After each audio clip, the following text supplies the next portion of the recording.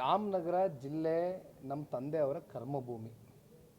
ನಮಗೆ ರಾಜಕೀಯವಾಗಿ ಸನ್ಮಾನ್ಯ ದೇವೇಗೌಡರು ಸಾಹೇಬರಿಗೆ 94ರಲ್ಲಿ ಪ್ರಥಮವಾಗಿ ಹಾಸನ ಜಿಲ್ಲೆಯಿಂದ ಬಂದಂಥ ದೇವೇಗೌಡರು ಸಾಹೇಬರಿಗೆ ರಾಜಕೀಯವಾಗಿ ಜನ್ಮ ಕೊಟ್ಟಿರ್ತಕ್ಕಂಥ ಭೂಮಿ. ರಾಮನಗರದಲ್ಲಿ ನನ್ನನ್ನೇ ನಂಬ್ಕೊಂಡಿರ್ತಕ್ಕಂಥ ಕಾರ್ಯಕರ್ತರಿದ್ದಾರೆ, ಮುಖಂಡರಿದ್ದಾರೆ, ಒಂದು ವರ್ಗ ಇದೆ, ಜೊತೆಯಲ್ಲಿ ನಮ್ಮನ್ನು ಪ್ರೀತಿಸ್ತಕ್ಕಂಥ ಜನ ಇದ್ದಾರೆ ಜಿಲ್ಲೆನಲ್ಲಿ. ಇವತ್ತು ಎಲ್ಲೋ ಒಂದು ಕಡೆ ಜಿಲ್ಲೆನಲ್ಲಿ ಸಣ್ಣ ಪುಟ್ಟ ಹಿನ್ನಡೆಗಳಾಗಿರ್ಬೋದು, ನಾನು ಒಪ್ಕೊಳ್ತೀನಿ, ನಾನು ಇಲ್ಲ ಅಂತ ಹೇಳೋದಿಲ್ಲ. ಆದರೆ ಈ ಹಿಂದೆ ಕಳೆದ 4 ಚುನಾವಣೆಗಳನ್ನು ನೀವು ಗಮನಿಸ್ಕೊಂಡು ಬರೋದಾದರೆ ಯಾವ ಸಂದರ್ಭದಲ್ಲಿನೂ ಕೂಡ ನಮ್ಮ ಜಿಲ್ಲೆಯ ಜನ ನಮ್ಮ ಕೈಯನ್ನು ಬಿಟ್ಟಿಲ್ಲ. ಆದರೆ ಇವತ್ತು ಬೇರೆ ಬೇರೆ ಕಾರಣಗಳಿಗೋಸ್ಕರ ರಾಜಕೀಯದ ಕೆಲವೊಂದಷ್ಟು ಸಂದರ್ಭದಲ್ಲಿ ಚುನಾವಣೆಗಳಲ್ಲಿ ಏರುಪೇರುಗಳಾಗ್ತದೆ.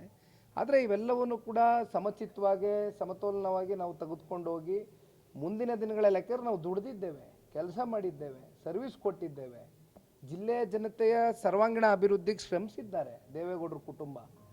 ಹಾಗಾಗಿ ನಾನು ಆ ಜಿಲ್ಲೆನ ಬಿಟ್ಟು ಹೋಗ್ತಕ್ಕಂಥ ಪ್ರಶ್ನೆ ಇಲ್ಲ.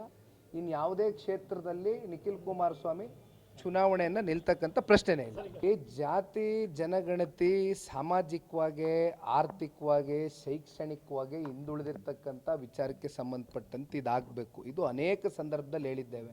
ಈಗ ಇದನ್ನು ನೀವು ರಾಜಕೀಯದ ಉದ್ದೇಶಕ್ಕೋಸ್ಕರ ಇದನ್ನು ನೀವೇನಾದರೂ ಮಾಡೋಕ್ಕೆ ಹೊರಟಿದ್ರೆ, ಯಾಕೆಂದರೆ ಮೇಲ್ನೋಟಕ್ಕೆ ಅದೇ ಕಾಣ್ತಾ ಇರೋದು. ಜಾತಿ ಗಣತಿ ವಿಚಾರ ಯಾವಾಗ ಚರ್ಚೆಗೆ ಬರುತ್ತೆ ಅಂದರೆ, ಮುನ್ನೆಲೆಗೆ ಬರುತ್ತೆ ಅಂದರೆ, ಯಾವುದಾದ್ರೂ ಇವರಲ್ಲಿ ಇರ್ತಕ್ಕಂಥ ಸರ್ಕಾರದ ಲೋಪದೋಷಗಳು, ಸಮಸ್ಯೆಗಳು ಎದುರಾದಂಥ ಸಂದರ್ಭದಲ್ಲಿ ಅದರಿಂದ ಇವರು ತಪ್ಪಿಸ್ಕೊಳ್ಬೇಕಲ್ಲ, ಜಾರ್ಕೊಳ್ಬೇಕಲ್ಲ. ಆ ಸಂದರ್ಭದಲ್ಲಿ ಜಾತಿ ಗಣತಿ, ಜನಗಣತಿ ಅಂತಕ್ಕಂಥದ್ದು ಇವೆಲ್ಲ ಅಂಶಗಳನ್ನ ಸುಮ್ಮನೆ ಇಟ್ಟು ಜನಗಳನ್ನ ದಿಕ್ಕು ತಪ್ಪಿಸ್ತಕ್ಕಂಥ ಕೆಲಸ ಬೇಡ. ದಯವಿಟ್ಟು ನೀವು ಮಾಡ್ತಕ್ಕಂಥದ್ದಾದರೆ ಮಾಡಿ, ನಾವು ಸ್ವಾಗತ ಮಾಡ್ತೇವೆ. ಅದು ನೀವು ಮಾಡ್ತಕ್ಕಂಥ ರೀತಿ ಯಾವ ರೀತಿ ಇದೆ, ಉದ್ದೇಶ ಸರಿಗಿರಬೇಕು. ಆಮೇಲೆ ನೀವು ಮಾಡ್ತಕ್ಕಂಥ ರೀತಿ ಆಗಿದೆ, ಇವೆಲ್ಲವೂ ಕೂಡ ನೀವು ಜನಗಳ ಮುಂದೆ ಟ್ರಾನ್ಸ್ಪರೆನ್ಸಿ ಇಡಬೇಕಾಗ್ತದೆ, ಪಾರದರ್ಶಕವಾಗಿ ಮಾಡಬೇಕು ನೀವು ಇದನ್ನು.